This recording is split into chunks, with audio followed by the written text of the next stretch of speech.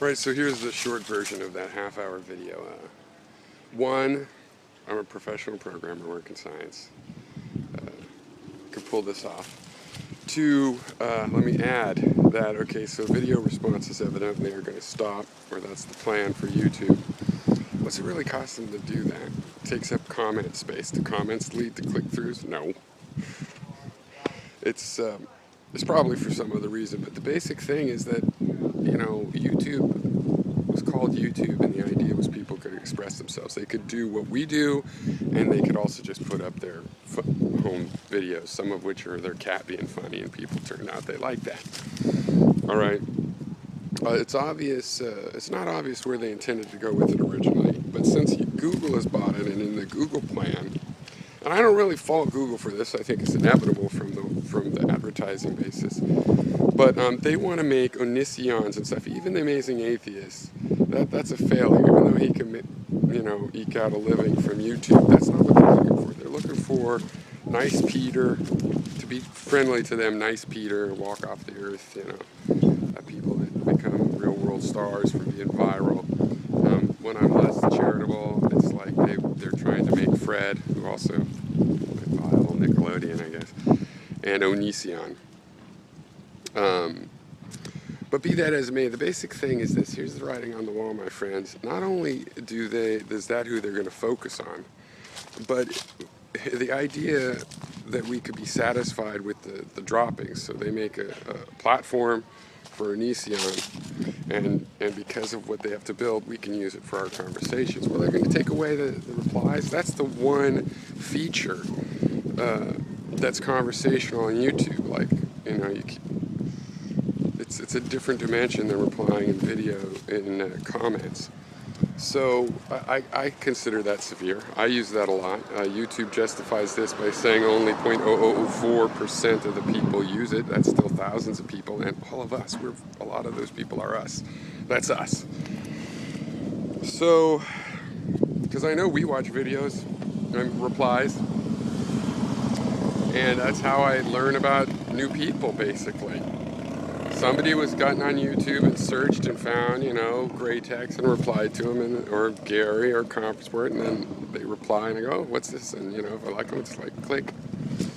So, the writing is on the wall. Not only do they not, are they not going to ever, customize their service, with actual software features, but we're not even going to get the ride of this free video stuff because basically we get in their way.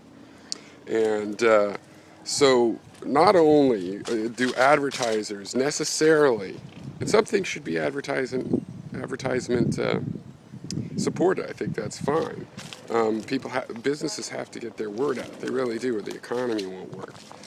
But I don't think it goes in the public dialogue because it's not compatible with free speech. It just isn't. Because, there might be a lot of traffic and the advertisers come because of that. But then they'll start to say, oh, but this, we don't want to advertise on this kind of thing or that kind of thing. We don't even want to be advertised on a site that gets a reputation for having this kind of, and that's natural. They're paying. When you're the paying customer, there's certain parts of the environment you want.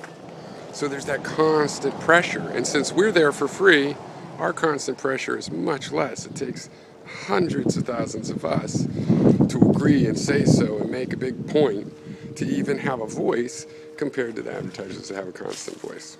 Okay, so not only is free speech contrary to advertising supported, but they're not going to keep carrying us. And you have to realize they are carrying you.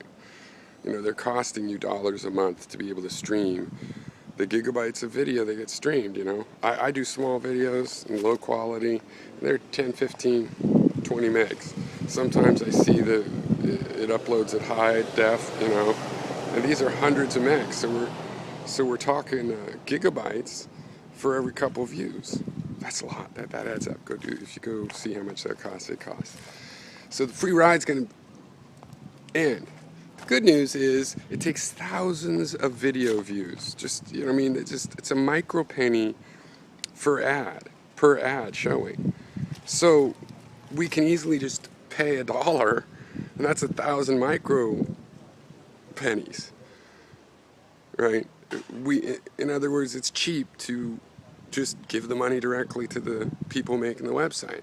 For that to make sense, I think the website should be a cooperative organization where you have democratic rights, you know, and it's run that way. Even if it fails, you know, democracy can fail. We know that, and even if it fails, live or fail, it has to be something like this, you know. And we'll find the ways to make it more robust or not. But the point is, we need to micropay, and it needs to belong to us. And I think if we had something like that over time, as we got more and more features, and then we had these structured conversations, which is just my generalization of, you know, debate software, but there's more than debate. There's lots of kinds of structured conversations. But you could have debate, including Robert's Rules of Order kind of debate. I see a site that it would never have 1 billion users like YouTube. But the 10 million users that it would have would be people that read newspapers and keep up with things, or are artists that want to take part in this kind of thing. And that would and should include, like, political debates. County council candidates should be doing debates on a service like this, because right now, you know, they're served a little bit with local people run debates, and they're not that well observed. They'd be better observed online if they came up when you were searching to find out about a candidate that was local. And so there's thousands of things like that, and you might even just charge them, because that's part, you know, that's like, they might want the extra features that would be required of that kind of a debate. And you know, and it doesn't have to be done live, but it could be done live. So, I mean, that's at the far end, and I think that's definitely sustainable. The people interested in that can sustain that. And the influence on society, it's like, just because there's not 1 billion users, that's because we wouldn't have as many users that are, you know, that want to watch Onision and stuff. But the voice, the ability to influence debate, it would rattle around all the talking head in a, you know what I mean? It's just like there's not that many people doing the talking head gig on TV news, but they have an influence, a disproportional influence. I don't even mind that they have an influence, but we need to get the public voice to have that equal influence. You know, the millions of us should be able to raise a new point, but we can't now. You know, unless some celebrity or something does it, you know, our words are spent on ourselves, and the influence is retarded. It's less than it could be, because they're ignoring us on purpose. And I think the reason they can do that is because we're not making the money. That means you can be ignored in this culture, right? And we're not sustainable on our own without riding on their free bandwidth they give us, hoping we'll buy, you know, hair implants, in my case, since evidently the fucking internet knows I'm 45 and all I get is